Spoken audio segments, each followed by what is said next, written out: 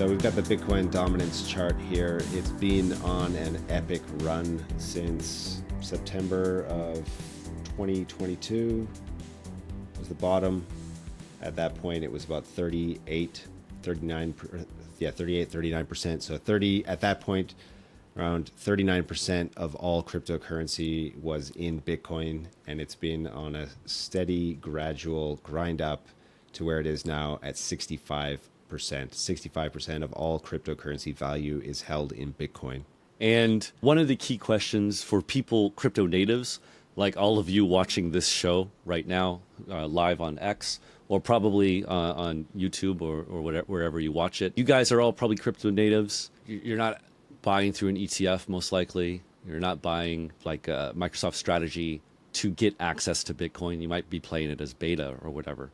But the key issue for us in this space is, when does Bitcoin dominance start to roll over, right? Because I don't know about you guys, but my alt bags are hurting. And there's been a lot of talk in the past month or so that Bitcoin dominance has peaked.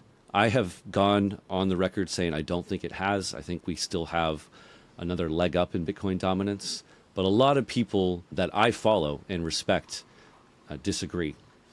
So I personally think that we're going to probably go up into the low 70s. And I just see the fact that I don't think the Bitcoin mania, the Bitcoin FOMO, has really, really taken off yet. I think we're starting to see that with the BTCs, the Bitcoin treasury companies. As Andre said on Token Narratives last Friday, that hasn't even really started, right? These companies move at traditional finance speed, which is a lot slower than in crypto. And it's going to take 6 to 8 months for them to really start to FOMO into Bitcoin, which means that we're kind of, what did we say, Graham, in the second or third inning, baseball reference, of Bitcoin kind of being bought by people, traditional finance with a lot of money. I personally think if that happens, it's going to suck up all the liquidity like it always does within the entire crypto market. And so it'll shoot us up further. But a lot of other people don't think so. So David, you continue to hold the view that at some point Bitcoin dominance will peak, leading to an altcoin season. Is that correct? Yes. Yeah, but here's the open question for me is, we kind of know that retail, i.e. people who have been washed out of the crypto market and haven't bought in yet, or people who just haven't bought Bitcoin or crypto ever, really. Those people haven't really bought Bitcoin yet. Like in the 21 cycle, and then 17, that was the marginal buyer that sent crypto on its parabolic run. So we haven't seen those people buy yet. The people who've been buying thus far have been crypto natives who got out into stables or whatever, and then they started to buy since, you said, September of 22. Yeah. And then in institutions. And institutions have thus far, I think it's kind of a consensus that institutions have thus far been the marginal buyer.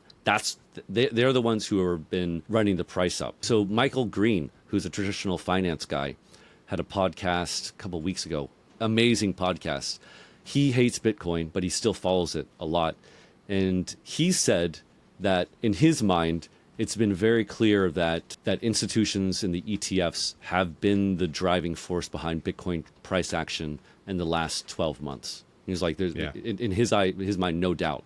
I really take he's one of the most serious people in traditional finance. So if he says that, then I absolutely believe it. So if the institutions are the one that's running Bitcoin price action, that means they're not going to go out on the risk curve, right?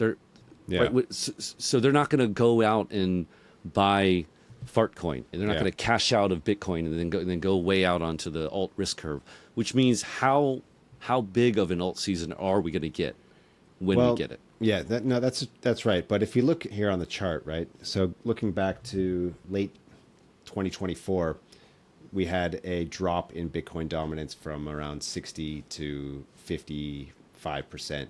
And that at that time, there was a pretty significant alt season. You had quite a few of these AI coins pumping. You had some dinosaur coins like pumping, like ADA or XRP.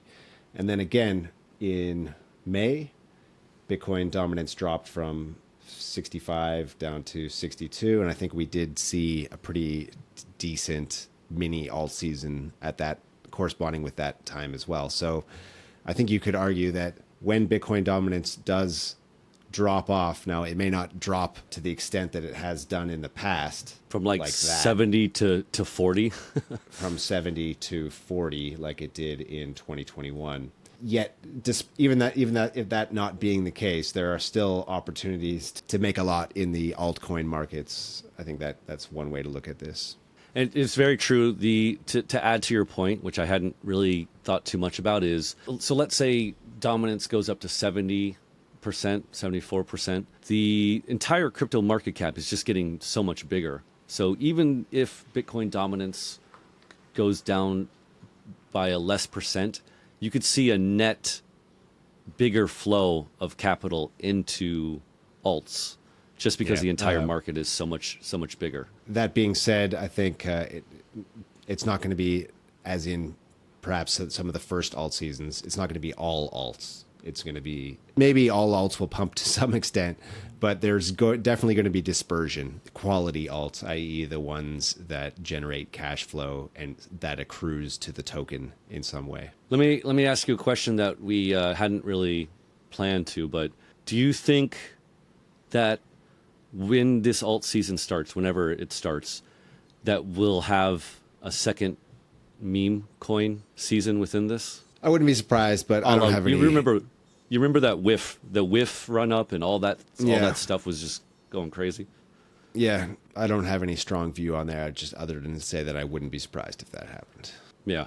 I can imagine it would, once the alt season starts, I think it could play out like that classic chart where you have Bitcoin run and then you have kind of the majors. So you might see Solana, ETH even have their time to shine. And then the high quality alts like that we've talked about, the revenue generating ones. And then you could see maybe the meme coins, Ultra Moon, maybe. I'm not sure. But it could follow that. How about this? Let me hear a time frame. When do you think alt season starts?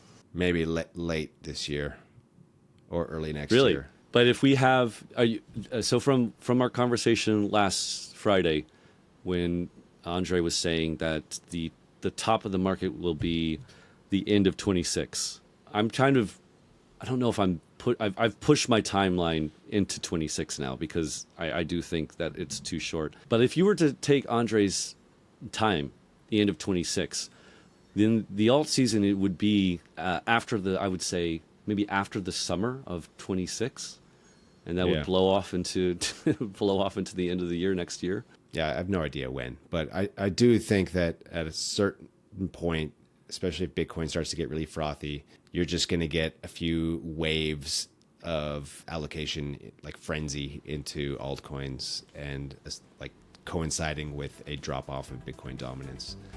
But I don't think it's going to be anywhere near the scale that we saw in 2021, where it went from like 70 to 40%.